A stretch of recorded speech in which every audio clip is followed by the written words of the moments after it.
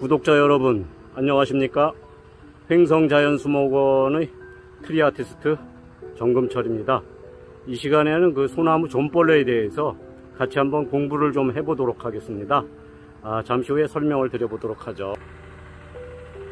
소나무 그 존벌레에 대해서 설명을 드리기 이전에 우선 수목 생리학에 대해서 기본적인 것을 설명드리고 존벌레에 대해서 설명을 드려보도록 하겠습니다. 소나무는 크게 일반 수목들이 마찬가지죠.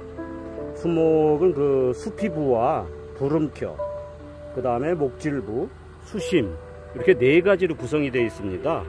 그래서 그 수피부라 하면 이 부위가 되겠죠. 이 수피, 말 그대로 표피죠. 수피 부분에, 그 다음에 이제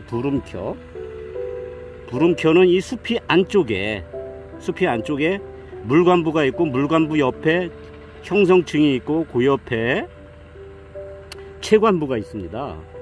그리고 이제 요게 요 부분이 이제 그 목재의 그 춘재와 추재 이렇게 이제 구분이 되는데요. 크게 분류를 하자면 변재와 심재로 구분을 합니다. 요 하얀 부분이 변재고요. 요 암갈색 부위가 변재가 되고, 여기가 수심이 됩니다. 이 가운데가. 그래서 이 암갈색 부분은 역할이 끝난 거죠. 나무 그 수목의 역할이 끝난 것이기 때문에 이제 세포가 죽은 상태라고 보시면 되겠습니다. 그래서 물을 거의 가지고 있지 않습니다. 함수율이 거의 제로에 가깝습니다. 그래서 요 부분이 지금 살아있는 부분이 되겠죠. 그래서 나이테가 하나씩 생기는데, 이 나이테를 보시면 요게 지금 나이테가 있는데요. 여기 좀 잘 안 보이네요. 나이테가 흐릿하게 이렇게 선이 원심으로 이렇게 동심원으로 그려져 있죠. 그래서 요 나이테는 또 춘재와 추재로 분류를 합니다. 춘재는 봄과 여름에 자란 부분이고요. 추재는 가을과 겨울에 자란 부분인데, 요 하얗게 선이 그려져 있는 부분, 요것이 추재가 되겠습니다. 그 가을과 겨울에는 성장이 거의 멈추죠. 그래서 이렇게 세포가 좀 단단하게 박혀 있습니다. 그리고 요 단단하지 않은 부분, 요 하얀 선과 하얀 선 사이에 있는 게 춘재라고 해야 되겠죠. 그래서 춘재는 좀 목질이 추재에 비해서 상대적으로 연하죠. 그래서 요 나이테가 1년이라는 것이 나이테가 형성이 되는 겁니다. 그래서 이렇게 이해를 하시고요. 그 제가 왜 이 설명을 드리냐 하면은 이 부분을 제가 설명을 왜 드리냐면 부름켜가 중요하기 때문입니다. 이 부름켜에 아까 제가 설명드릴 때 세 가지가 지금 있는데요. 채관부가 있고, 물관부가 있고, 그 사이에 형성층이 있다고 했죠.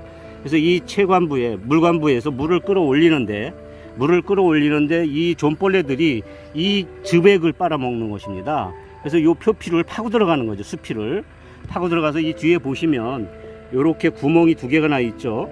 요게 이제 존벌레가 침투한 것입니다. 존벌레가 침투를 하면 증상을 금방 알 수가 있습니다. 관찰을 잘 해보시면 이 구멍에서 존벌레들이 배설물을 밖으로 내보내기 때문에 마치 톱밥이 떨어진 것처럼 톱밥처럼 이렇게 땅으로 떨어집니다. 그래서 여기 보시면은 밑에 보면은 그 관찰을 잘 하시면 구분을 할 수가 있습니다. 그래서 여기도 구멍이 두 개가 나 있죠. 확연하게 나타나죠. 그래서 이런 부분들이 이제 그 존벌레가 침투한 부위입니다. 그래서 존벌레들을 퇴치할 때 방법이 뭐 여러 가지가 있을 수 있는데요. 요것도 이제 침투한 것이죠. 그래서 존벌레를 잡을 때는 이 나무가 이렇게 서 있지 않습니까? 서 있으면 이 존벌레들이 배설물을 밑으로 이제 떨어뜨리겠죠. 그래서 자세히 관찰을 해보면 톱밥이 보이고요. 그 다음에 이 표피, 수피에서 형성층에서 이제 즙액을 빨아먹는 것이니까 얘네들이 퇴치하기 위해서는 우리 그 살충제 중에 뭐 저는 주로 스미치온을 쓰고 있습니다만은 뭐 스미치온이나 이런 것을 이제 분무기로 뿌리면 여기다 위에다가 이제 분무기로 이렇게 저희가 흠뻑 이 나무를 적셔주지 않습니까? 그러면은 이 흘러내리면서 이 구멍으로 파고 들어갈 확률이 그리 높지 않습니다. 이 주사기로 집어넣지 않는 한은 정확하게 투입이 안 되겠죠. 침투가 안 되겠죠, 약물이. 그래서 잡기가 어렵다는 거죠. 그래서 처음 초창기에 구멍이 몇 개 없을 때는 그렇게 해서 자주 뿌리다 보면 잡을 수도 있습니다. 그래서 제가 그 동영상을 얼마 전에 올린 불편한 진실이라는 동영상을 한두 달 전에 올린 게 있는데요.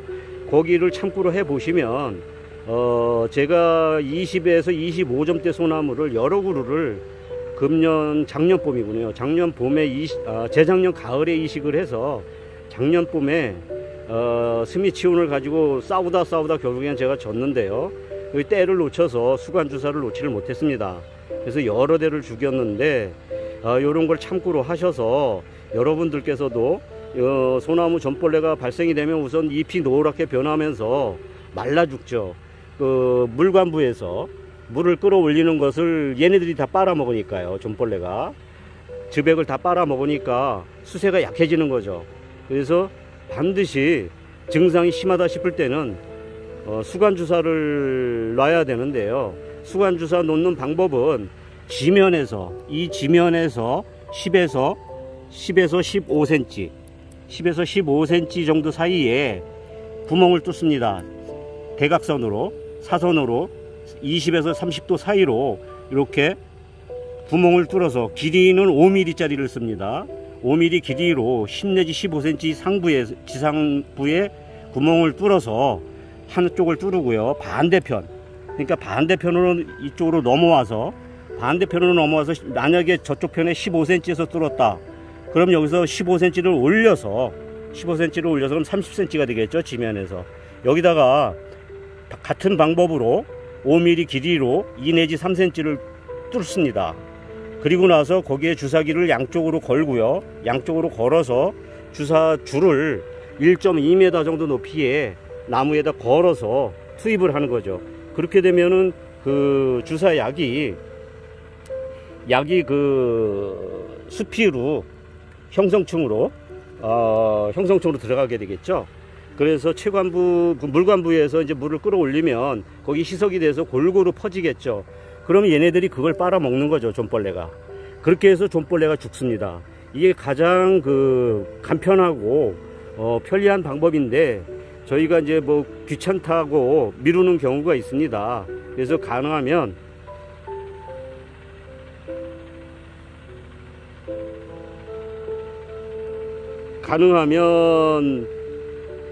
최대한 빨리 주사를 놓는 것이 좋겠죠. 그래야 존벌레를 퇴치할 수가 있습니다.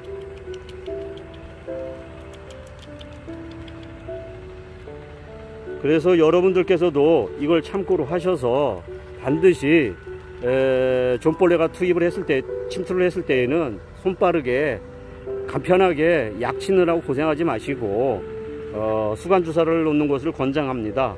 그래서 오늘은 그 소나무 존벌레에 대해서 같이 공부를 좀 해봤습니다. 이상은 행성자연수목원의 트리아티스트 정금철이었습니다. 감사합니다.